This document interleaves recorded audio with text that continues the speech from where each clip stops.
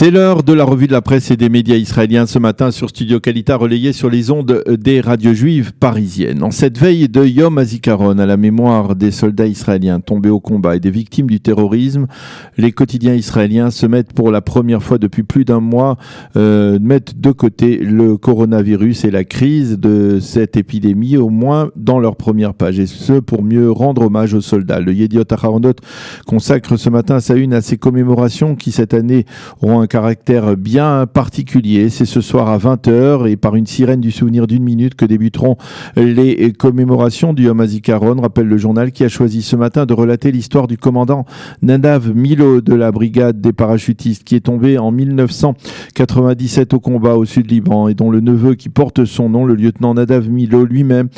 conduit aujourd'hui des soldats dans la même brigade des parachutistes en tant que lieutenant, donc en tant qu'officier, donc dans cette unité. C'est Yossi Oshua qui fut le soldat du premier Nadav Milo, qui lui a voué une admiration sans borne lorsqu'il faisait lui-même son service militaire et qui est aujourd'hui journaliste du Yediot Aharonot, qui relate l'histoire de cet officier et du neveu de ce dernier. Dans la même première page, le Yediot Aharonot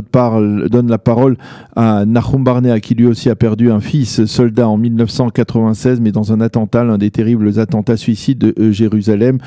contre l'autobus 18, donc durant l'hiver 96. Dans son éditorial, Nahum Barnea ne peut s'empêcher, même à la veille de ce jour du souvenir et de l'unité pour la nation, d'adresser une pointe de critique envers Binyamin Netanyahou et de déplorer que le Premier ministre ait fait la semaine dernière, lors du Yom HaShoah, une comparaison déplacée selon lui entre le coronavirus et l'ennemi nazi. Et il ne conteste pas du tout, affirme Nahum Barnea, la décision du gouvernement de fermer cette année les cimetières militaires, mais demande à Binyamin Netanyahou, je cite, de nous épargner cette année les comparaisons avec le sacrifice de ceux qui sont tombés au combat. Une fois par an, laissez-nous en paix, écrit-il. Écrit donc Nahum Barnea dans le Yediot Aharonot. Venizkor et Kula, mais nous nous souviendrons de tous ces soldats, titre le Yediot Aharonot en page 2, pour évoquer les commémorations, souvent virtuelles cette année, qui vont nous accompagner durant cette journée du souvenir à la mémoire des 23 816 soldats tombés au combat et des 4 166 victimes du terrorisme. Et le quotidien nous montre ce matin une photo de soldats de Tsahal qui hier ont déposé des fleurs et planté un drapeau bleu et blanc sur les tombes de chacun de ces soldats dans les cimetières militaires à travers le pays. En page 3, à côté d'une autre photo d'une mère qui pleure son fils, le message du chef d'état-major, le général Aviv Kochavi, aux familles endeuillées. Cette année, même sans voir physiquement les tombes des soldats, on devine votre douleur et la tourmente de votre âme, écrit le chef d'état-major. Le journal rappelle qu'il sera autorisé de se rendre dans les cimetières militaires jusqu'à 16h aujourd'hui et qu'ensuite le bouclage imposé par la santé publique entrera en vigueur et ce jusqu'au lendemain du Yom HaAtzmaut, c'est-à-dire jusqu'à jeudi matin. La une du Israël Hayom est plus poignante encore que celle du Yediot Aharonot. Le quotidien gratuit donne ce matin la parole aux enfants en très jeune âge de soldats et d'officiers tombés au combat, comme le petit Ariel et sa sœur Liane, qui doivent avoir entre 4 et 6 ans et qui sont devant la tombe de leur père, le commandant de Safrir Bar Or, qui est tombé durant l'opération Bordure Protectrice. Nous sommes fiers de toi, papa. Tu es un héros, ont écrit les deux enfants, alors que le petit Ariel n'a même pas connu son père, pas une seule seconde. Dans le Israël Hayom, on peut lire également des messages de solidarité et de douleur de plusieurs personnalités. Celui de l'ancien chef d'état-major et leader du parti bleu-blanc Benny Gantz, qui écrit ce matin: c'est avec le sang de nos soldats que cet État d'Israël est parvenu à vivre. Le général Tamir Heyman, commandant en chef des services de renseignement de Tsahal, qui reconnaît que ce jour du souvenir sera plus triste encore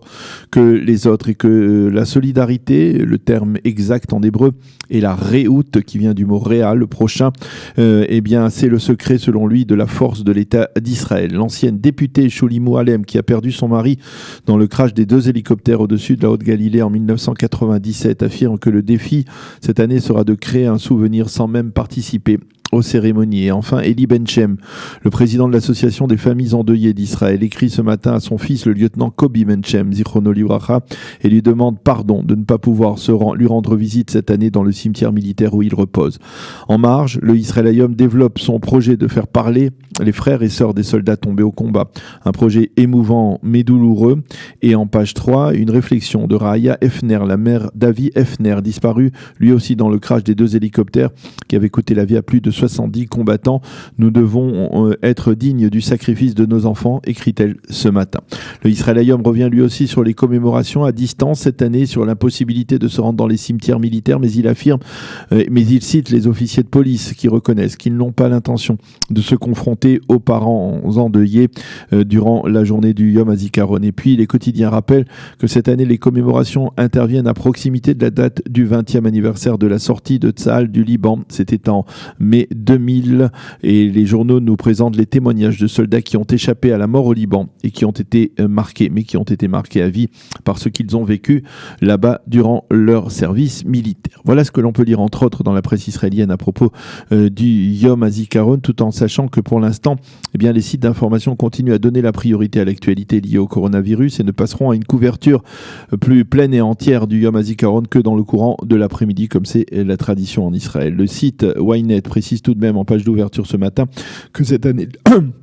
Les commémorations seront placées sous le signe de l'épidémie, mais nous terminerons cette page liée à ces commémorations par une attention particulière en cette période doublement difficile face au virus et face à la douleur des familles endeuillées. Eh bien, les deux principaux quotidiens israéliens ont inséré dans leurs pages intérieures un immense dessin à colorier pour les jeunes et les moins jeunes, un dessin qui est le fidèle reflet de cet espoir qui n'a jamais cessé d'accompagner le peuple juif et l'État d'Israël. Il s'agit d'un dessin qui montre d'une part un drapeau bleu et blanc, un arc-en-ciel et une petite maison avec deux mots, Yé Besséder, tout ira bien, qui est un peu d'une certaine manière le slogan d'espoir du peuple juif et de l'État d'Israël. Et justement, pour que tout aille bien, eh bien, les sites évoquent ce matin les démarches effectuées en vue de la sortie de crise. Et le site Ynet insiste ce matin sur le fait que Benyamin Netanyahou devrait prendre aujourd'hui une décision importante concernant la reprise de l'éducation nationale, au moins pour les jardins d'enfants et pour les petites classes du primaire. Le Yediot Aharonon souligne que le ministère de la Santé s'oppose à une telle réouverture,